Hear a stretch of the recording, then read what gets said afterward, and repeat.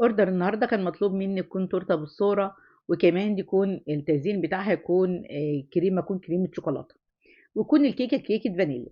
فجت لي الفكره ان أنا اعملها بالشكل ده، يكون نصها بكريمه الشوكولاته، وكمان اخترت الوان الفراشات تكون ماشيه مع الوان الصوره بالشكل الجميل ده. وعجبت العميله جدا، وسايبه لكم رايها في سكرين في اخر الفيديو. هاقول لِك إن شاء الله كل تفاصيلها النهارده من أول عمل كيك لحد التزيين. بس لو أنتِ بتشوفيني لأول مرة، أنا اسمي رشا النشاوي. يا ريت ما تنسيش تعملي لايك وشاركي الفيديو وشاركيه لأصحابِك عشان الكل يستفيد من الوصفة. يالّا بينا نسمي الله ونبدأ في المقادير. معانا 300 جرام سبونج جاهز بالفانيليا، ومعانا كمان 3 بيضات، ومعانا محسن جل خارج من الفريزر، وكمان المَيّة مخرجاها من الفريزر.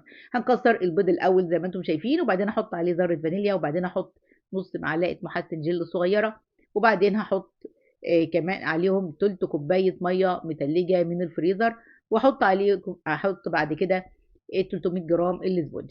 هيتضربوا في العجان مدة لا تقل من 5 دقايق ل7 دقايق لحد الخليط ما يتضاعف 3 أضعاف. وبعدين هنجيب حلة مقاس 18 ونغلفها بقطعة زبدة من الجوانب، ونجيب ورقة زبدة أضبطها بالشكل ده مربع في مثلث، وأحطها في قاع الحلة زي ما أنتم شايفين. أنا كنت محتاجة أراكم يا جماعة لو أنتم عايزين إن أنا أبدأ لكم الفيديو من أول الكيك على طول، والّا من أول التزيين بس. يعني يا ريت رأيكم في الفيديو تسيبوه لي إن شاء الله في التعليقات، إيه اللي أنتم عايزينه بالضبط، علشان أنا خايفة يكون وقت الفيديو يكون طويل عليكم. ده قوام الإسفنج يا جماعة، قوامه بالشكل ده، قوام متماسك، وخليط طبعًا اتضاعف 3 أضعاف. النقطة المهمة هنا إن أنا لازم أجيب خلة بالشكل ده، وأمشّيها في خليط الإسفنج علشان يخلّي مسام الكيك ضيّقة، وده اللي هتشوفوه دلوقتي. هندخّله على الفرن سابق التسخين على حرارة 180، هياخد معاه بالضبط من 45 ل50 دقيقة حسب حرارة فرنِك. طبعًا بيطلع بالشكل ده، الخليط ما شاء الله اتضاعف. اختبرتها بالخلة، طبعًا الخلة طلعت نضيفة، وطالما إن الكيك ساب جوانب الحلة بالشكل ده، يبقى كده خلاص الكيك استوى. هنباته تاني يوم نبدأ نشتغل في الكريم شانتيه تاني يوم. هنا الكريم شانتيه معايا 250 جرام كريم شانتيه خام بدون سكر، وكمان عليهم 30 جرام سكر حبيبات، وكمان هنا 20 جرام باستري كريم. هاسيب الباستري كريم في جنب، هاقول لِك هنحطه إمتى. حطيت عليهم كوبايتين مَيّة متلجين من الفريزر. طبعًا خليط المَيّة يا جماعة، أو خليط الكريم شانتيه بالنسبة للمَيّة طبعًا أنتِ غير أي حد، كل واحد حسب الوقت اللي شغال فيه. التورتة دي كانت في الصيف، تمام. حسب بقى أنتِ لو في الشتا طبعًا مقدار المَيّة يكون أكتر من كده، وطبعًا كل كريمة مختلفة عن التانية. قلبت الكيك بالشكل ده بكل سهولة من الحلة، وبعد كده ضبطت المنشار على رقم 6 زي ما أنتم شايفين. مسام الكيك ضيقة جدًا ولونه فاتح، وقوام الإسفنج متماسك، لا متفتفت ولا فيه أي مشاكل إطلاقًا زي ما أنتم شايفين.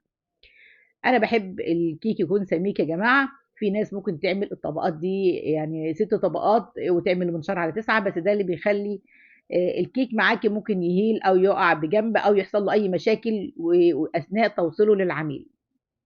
فأمّا يكون الكيك سميك بيكون أفضل. ده قوام الكريمة، قوامها متماسك بالشكل ده. أنا هنا زي ما قُلت لِك خدت نُص مقدار الكريم شانتيه، والنُص اللي في العجان حطيت عليه الباستري كريم، عشان أنا باحب الباستري كريم يكون في خليط الحشو بس، ما يكونش في التجليد.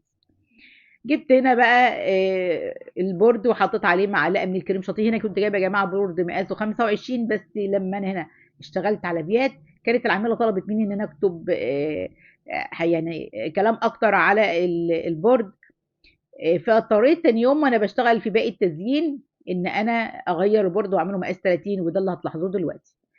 فحطيت معلقة كده من الكريم شانتيه، وبعدين حطيت أول طبقة من الكيك، وبعدين حطيت طبقة الكريم شانتيه، وبعدين حطيت الجناش ده عاملاه اقتصادي قبل كده، عاملاه معاكم. وبعدين هاحط الكريسبي بالشكل ده، وبعدين أحط الطبقة الأخيرة للكيك. يعني عملت الحشو بنفس الطريقة وبنفس التكنيك. لازم كده تعملي تجانس ما بين الكريم شانتيه وما بين الجناش، عشان ما يكونش عازل بين طبقات الكيك.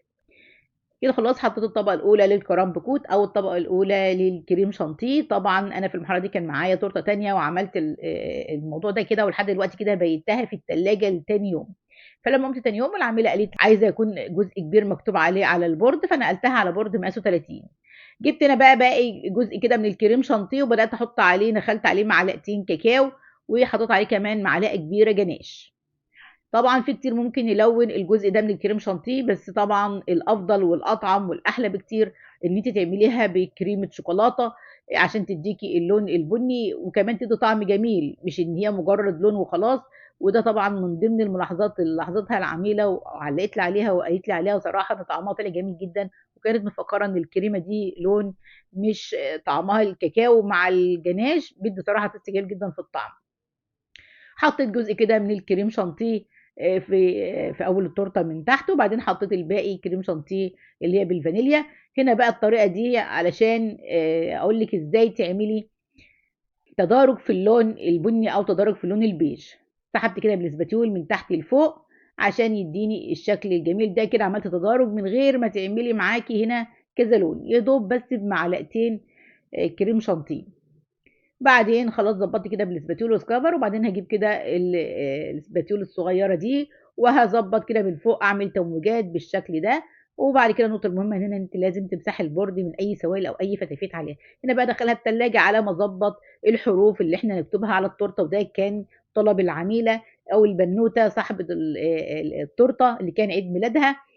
كانت طالبه ان انا اكتب هابي بيرث داي ملك قلب بابا. هتشوفوا دلوقتي شكلها صراحه طلع جميل جدا على التورته. وكانت طبعا طالبه كمان ان انا ما اقولش لباباها على الجمله اللي انا كتبتها دي على التورته علشان تكون مفاجاه بالنسبه لباباها.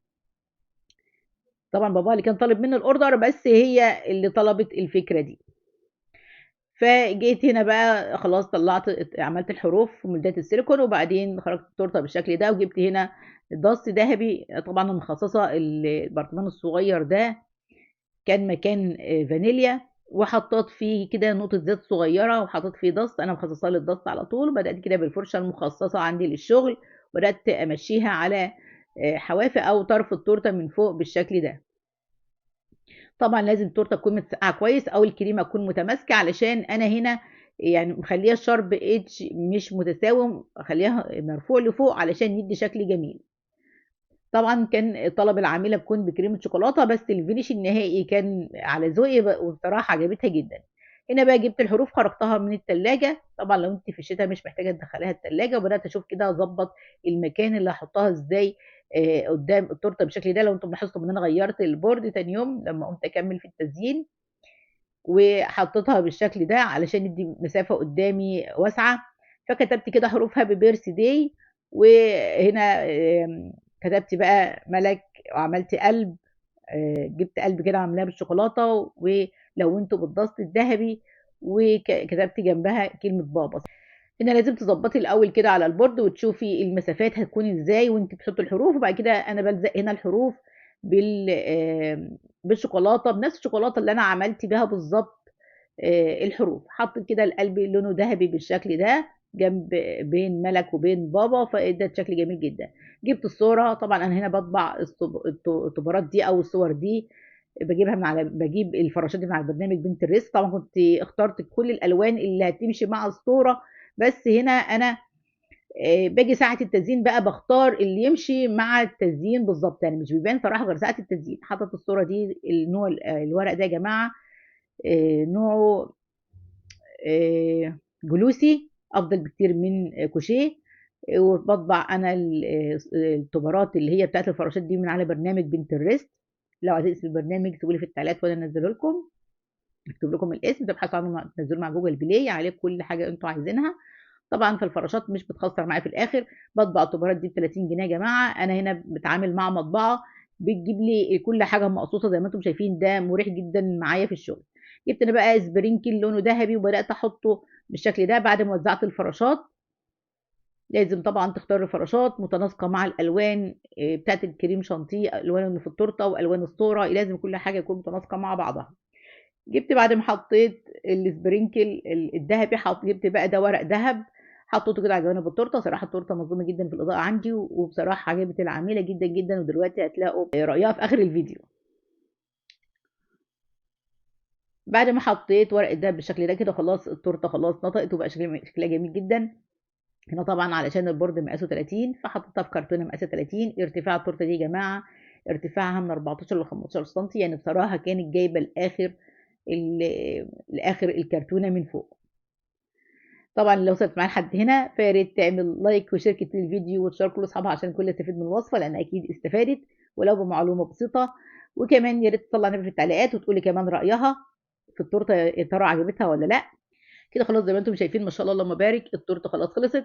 بقلبها يمين وشمال، ما مش بيجرى لها اي حاجه اطلاقا. لان طبعا كل حاجه مظبوطه مليون في الميه. ده كمان سكرين براي العامله، يا ريت كمان رايكم في التعليقات لانه هيهمني جدا. وان شاء الله نتقابل فيديو جديد. كانت معكم رشا النشاوي، والسلام عليكم ورحمه الله وبركاته.